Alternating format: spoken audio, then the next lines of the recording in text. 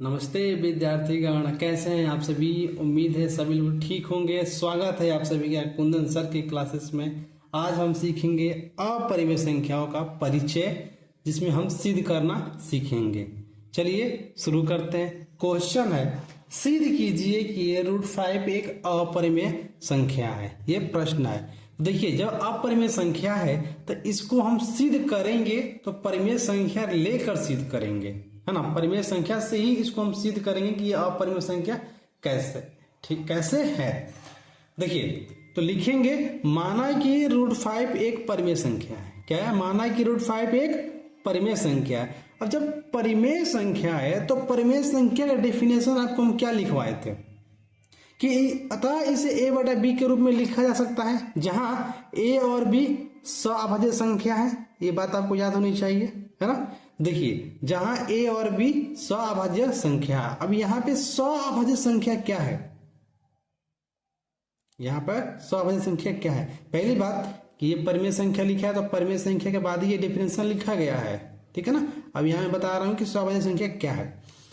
लगातार आने वाली कोई भी दो प्राकृतिक संख्याएं सअभाज्य संख्याएं होती हैं। लगातार आने वाली कोई भी दो प्राकृतिक संख्याएं सअभाज्य संख्याएं होती हैं, जिनका एक के अलावा कोई और गुणनखंड न हो। जिनका एक के अलावा और कोई गुणनखंड न हो, वो क्या होती है? सअभाज्य संख्या होती है। जानिए कैसे। देखिए, एक पेपर के माध्यम से आपको हम समझाएंगे, ठीक है। देखिए, सअभाज्य समझा रहे हैं। और b नॉट इक्वल टू 0 का मतलब है कि b की यानी कि हर में कभी 0 नहीं होना चाहिए। मैं यहाँ समझाऊंगा सअभाज्य संख्या क्या है। लगातार कोई भी दो प्राकृतिक संख्या, आप कुछ भी ले सकते हो, लगातार होनी चाहिए, इस बात को याद रखिएगा, है ना। जैसे कि मैं यहाँ पे ले रहा हूं 3 4। आप मन करे तो 100 101 भी ले सकते हो, लेकिन लगातार होनी चाहिए। लगातार ये 100 102 ये भी हो सकता है, लगातार होनी चाहिए। अब जब इसका फैक्टर करेंगे ना तो इन दोनों में कॉमन एक आएगा। एक के अलावा कोई सा दोनों का गुणाखंड नहीं होगा। देखिए कैसे, 3 को आप क्या लिख सकते हो जी? 3 × 1, 2 को क्या लिख सकते हो? 2 × 2 = 4, 2 एकम 2। यही तो लिखोगे आप। क्या कॉमन आया? उभयनिष्ठ का मतलब ये एक। आई बात समझ में? कॉमन क्या आया? एक। इसी तरह जब इसका भी हम निकालेंगे फैक्टर, इसका भी करेंगे, तो इन दोनों में कॉमन एक ही आएगा। और जब कॉमन एक आएगा ना तो उसी को सअभाज्य संख्या कहते हैं। क्या कहते हैं? सअभाज्य संख्या, है ना। लेकिन यहाँ पे सअभाज्य, जहां a और b सअभाज्य संख्या है, तो a क्यों माना गया, b क्यों माना गया, इस बात को समझिए। अगर हम यहां 3 और 4 लिखे हैं, ठीक है, तो 3 और 4 जो है किसी न किसी के पहाड़े में आएगा, ठीक है, किसी न किसी के पहाड़े में आएगा। तो मैंने क्या किया, 3 के स्थान पे a ले लिया, 4 के स्थान पर b। अब ये क्यों लिया? मैंने इसलिए लिया क्योंकि a और b किसी के पहाड़े में नहीं आते हैं। a और b किसी के पहाड़े में आता है जी, तो चर संख्या किसी के पहाड़े में नहीं आ सकता है।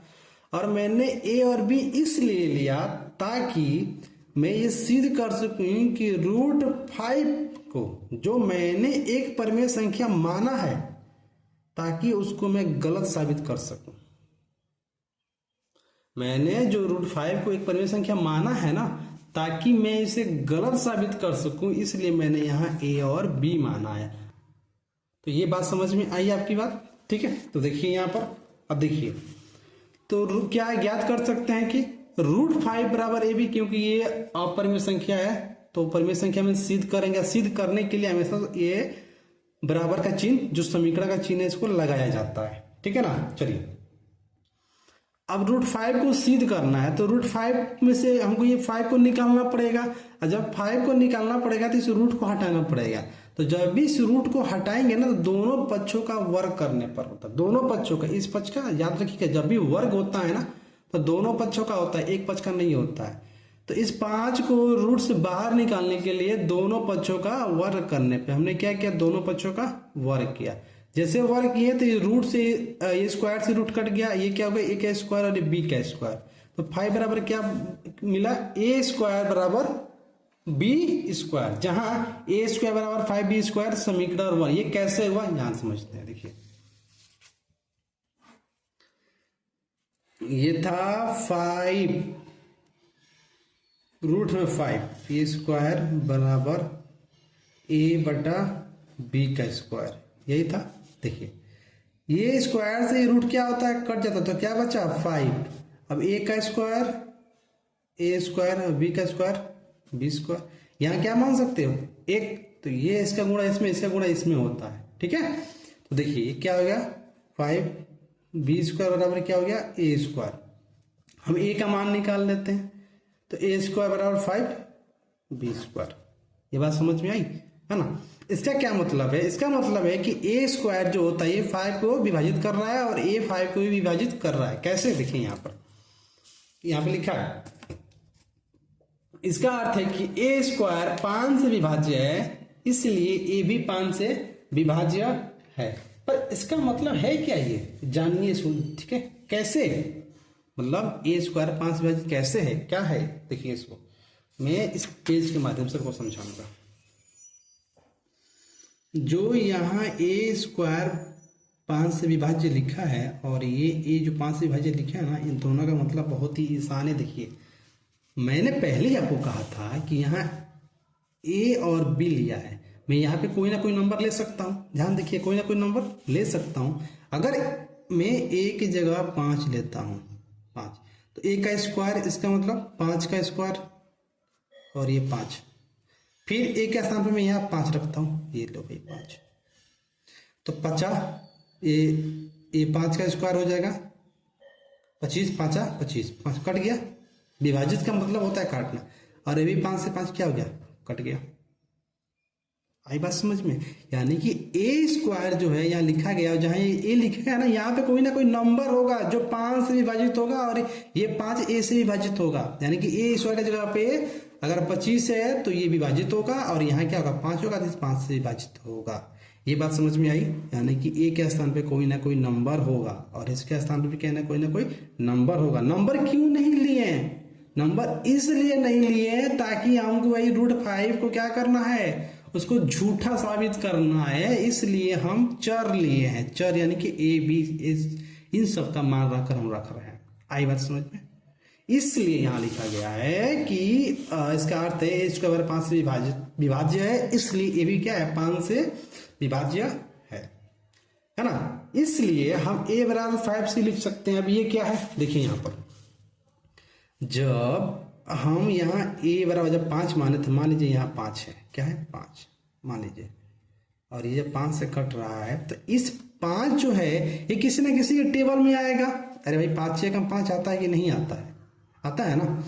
ये जो एक आया है ना, ये एक, इसको हम क्या माने हैं, इसको सी माने हैं। इसका नाम क्या दिया है, सी। ये कोई पूर्णांक संख्या है जिसको क्या माना है, सी। सी क्यों माने हैं, उसी तरह से मेथड जहां यहाँ ए का मान 5 जो भी माने थे, बी का मान जो माने थे ना, सेम यही यहाँ जो एक लिखा है, यहाँ एक को नंबर ना लिखकर इसका नाम हम सी लिख रहे हैं। जैसे अगर मान के चलिए ए के स्थान पे 10 हो, क्या हो 10, तो 10 को क्या लिख सकते हो भाई, 5 × 2 लिख सकते हो कि नहीं लिख सकते हो, है ना।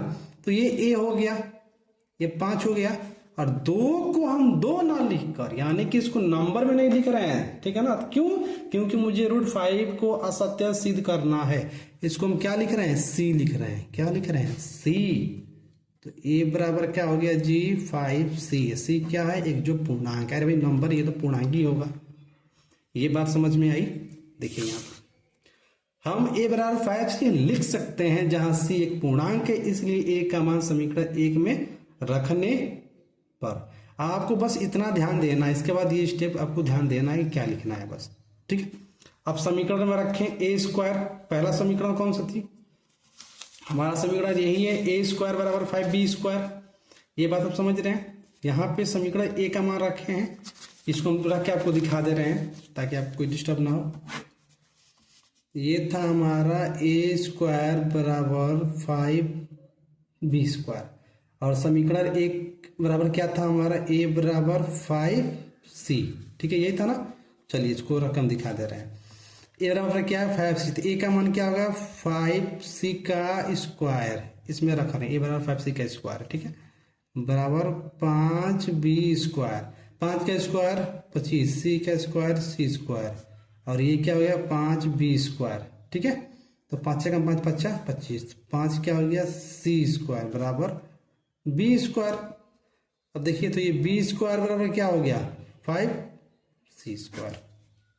इसका मतलब b से भी क्या है 5 विभाजित है, b² से 5 विभाजित है, और b से भी क्या है 5 विभाजित है। यहाँ देखिए जी, यहाँ पर इसका अर्थ है कि 5b² से विभाज्य है, इसलिए 5 भी b से विभाज्य है। इसका यह है कि इसका मतलब अतः a तथा b दोनों क्या है 5 से विभाज्य है। क्या है विभाज्य है। इसका मतलब हमने शुरू में माना था a और b किसी के पहाड़े में, कौन सा a और b किसी के पहाड़े से नहीं काटा जा सकता है। नहीं, मैंने कहा था ना पहले कि a और b किसी के पहाड़े में आता है, नहीं आता है। तो वही a और b किसी के पहाड़े में नहीं काटा जा सकता है, लेकिन यहाँ a तथा b, कहाँ a तथा b दोनों 5 से विभाज्य, यानी कि दोनों 5 से क्या हो गया, देखिए यहाँ पर कट गया, विभाज्य हो गया, यानी कि भाग लग गया। जब भाग लग गया तो भाई तो गलत हो गया, गलत सिद्ध हुआ कि नहीं हुआ। भाग यहाँ ऊपर लिखे थे अभाज्य होना चाहिए, भाग नहीं लगना चाहिए, और यहाँ क्या हो गया भाग लग गया। तो भाग क्यों लग गया, इसका मतलब गलत हो गया। गलत क्यों हुआ, मतलब सिद्ध हो गया ना, पर क्यों गलत सिद्ध हो रहा है, क्यों हो रहा है, क्योंकि हमने माना था कि √5 एक परिमेय संख्या है। शुरू में हम लोग गलत मान लिए थे, मानना कि √5 एक परिमेय संख्या है, इसी के कारण भाग लग चुका है। आई बात समझ में। चलिए तो क्या लिखेंगे, यह इस तथ्य का विरोधाभास होता है कि a तथा b स्वाभाज्य है। विरोधाभास का मतलब होता है गलत सिद्ध हुआ है कि a और b स्वाभाज्य संख्या, यानी कि स्वाभाज्य संख्या क्या है, यहाँ गलत सिद्ध हो जा रहा है। ठीक है, क्यों हुआ, क्योंकि मैंने √5 को एक परिमेय संख्या माना था, और स्वाभाज्य संख्या कहता है कि एक के अलावा कोई गुणनखंड नहीं होना चाहिए, और यहाँ भाग लग गया है, यानी कि कट चुका है। आई बात समझ में। तो यह विरोधाभास किसके कारण, यह विरोधाभास यहाँ हम लिखेंगे, यह विरोधाभास हमारी गलत धारणा के कारण उत्पन्न हुआ है कि √5 एक परिमेय संख्या है, अतः √5 एक अपरिमेय संख्या है। आपको ये बात समझ में आई, इस दे रहा हूँ ताकि आप, मैं यहाँ पे √7 दे दिया, और यहाँ पे √3 और एक दे दे रहा हूँ √2। इन दोनों क्वेश्चन को आप बनाने का प्रयास कीजिए, खुद से बनाने का प्रयास कीजिए, बार बार बनाने का प्रयास कीजिए, ताकि आप सभी इस स्टेप को लिखना आप सीख जाएं, है ना। ये स्टेप बाय स्टेप ही लिखा गया है, ठीक है ना, लिखना सीख जाएं। मिलते हैं आप सभी से नेक्स्ट वीडियो में, तब तक के लिए आप सभी का बहुत बहुत धन्यवाद।